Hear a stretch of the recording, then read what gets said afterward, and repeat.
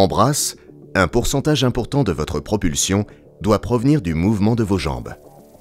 Plus votre technique est bonne, plus vous aurez de propulsion et plus vous serez en mesure de nager vite. Le cycle du mouvement de jambes débute par une phase de récupération. Les pieds et les jambes s'écartent, les genoux se fléchissent et la plante des pieds remonte à la surface de l'eau avec les orteils pointant vers l'arrière.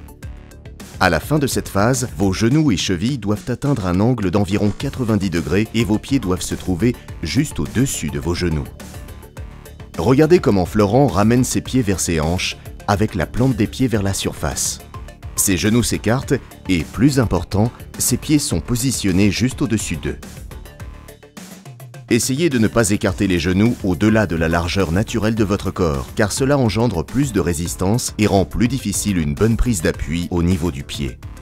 Commencez la prise d'appui en tournant les pieds vers l'extérieur et en pointant vos orteils vers les côtés de la piscine avec les chevilles et les plantes des pieds prêtes à pousser l'eau vers l'arrière.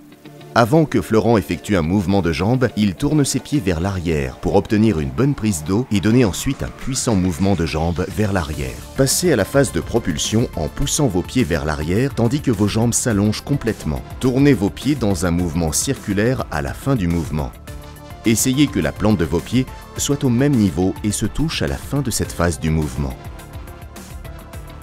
Essayez de maintenir la pression de l'eau sur vos pieds.